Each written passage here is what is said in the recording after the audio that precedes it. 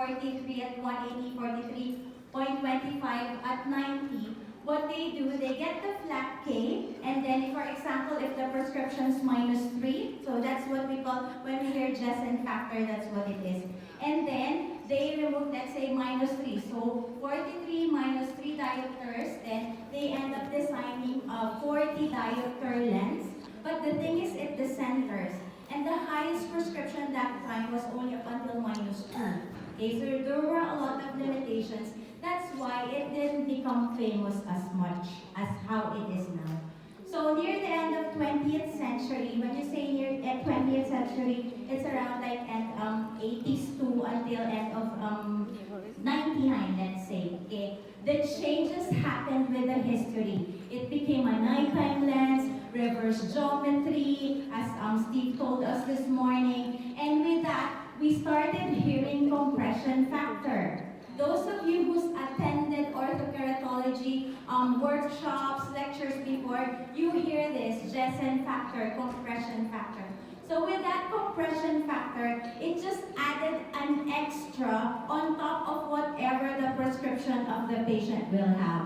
Okay, so the first famous one is plus 0.75 being placed on top of whatever prescription. So for example, the example of Steve before, -4. Okay, so we usually just add plus 0.75. So the first one, TC, Oliver, the first ones who were doing ortho K before, that's the only cap that we usually do before. Okay, so that's a bit controversial now, because now what's happening is that no. Plus 0.75 is not enough anymore. Okay?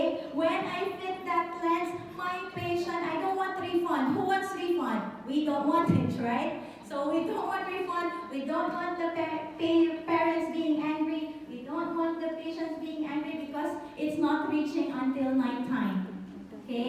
So what happened is that there are more research. If we only have boxing gloves, we will all fight because some wants plus 0.75, some wants plus 175. So there was a research that said it's not enough and we have to have more, okay, for the treatment.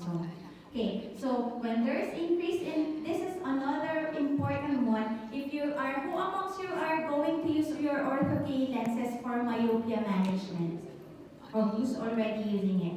Because, as Steve said, it's either you give it, as he calls it, for adults or for kids for myopia management. And I totally 100% agree.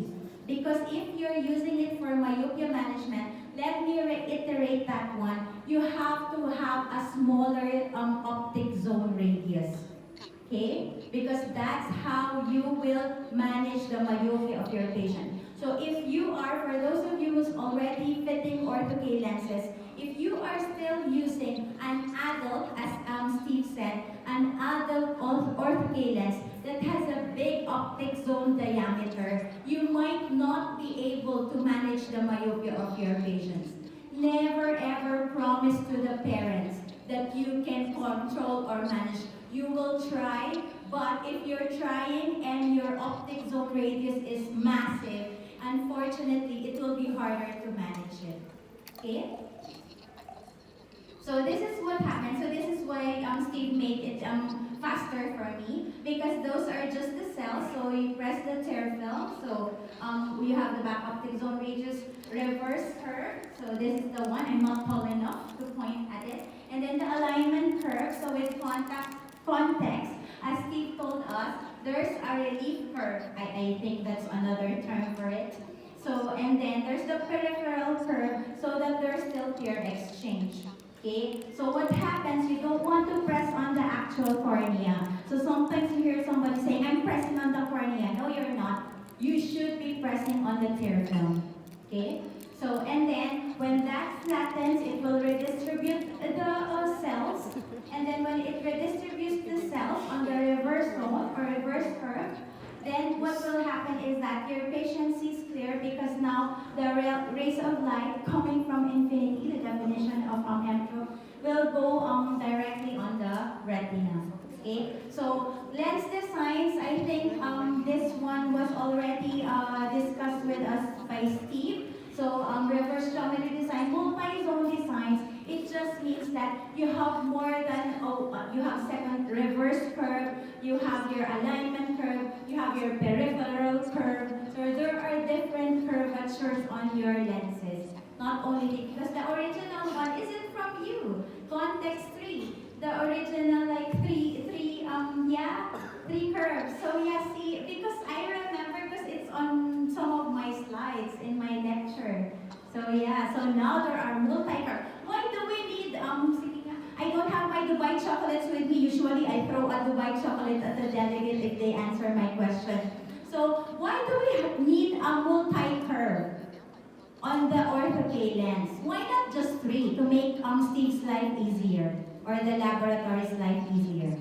What happens when you place more curvature on a lens?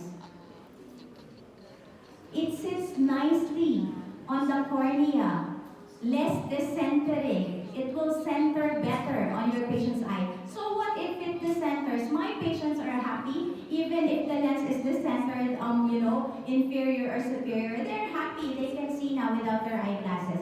You don't want to leave that because you're inducing astigmatism, right?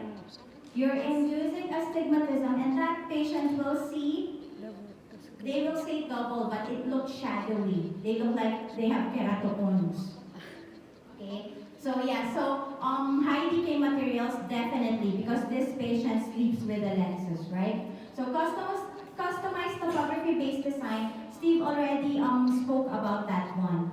So some of us orthokeratologists, he spoke about the 3 kinds of orthokeratologists which I mentioned to my patients sometimes. One is the one that has a trial set. Okay? So they place series of lenses in the eye until they get the best fitting lens.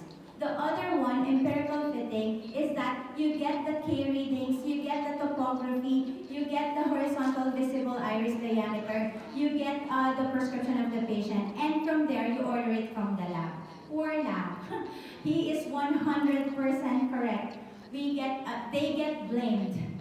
They get blamed whenever it's bad. Even if you give a very bad topography, they get blamed if it will not work. The third kind is the nerdy optometrist kind, okay, or ophthalmologist, whoever it is, who is designing their own lens, okay? They got the data, they design their own lens, they send to the lab to make the lens, and then the lens comes to them. You know why? Because we are control freaks, okay? So we are control freaks. If we see on a patient's eye, there's erosions grade 3, there's erosions grade 4, we know why. Because of our design. So those are the 3 kinds of orthokeratology.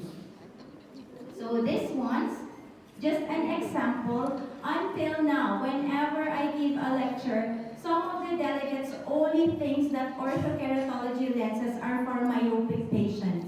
Okay? So thank goodness that orthokeratology lenses also helps hypermetropic patients.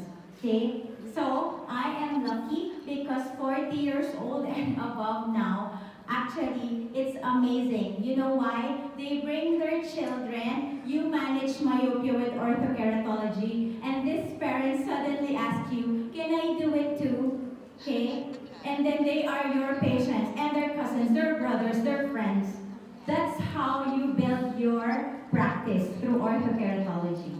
So this one here is a corneal orthokeratology. Corneal because it's sitting still on the cornea. Steve mentioned a while ago about a large diameter, still corneal GP because it's still within the HVID or horizontal visible iris diameter. So there are also ortho-K lenses that goes beyond the limbal area. Our terminology there is called translimbal. Okay, on the 3rd day there will be lectures about that. I can't remember which room. So yeah, so on how to do that. So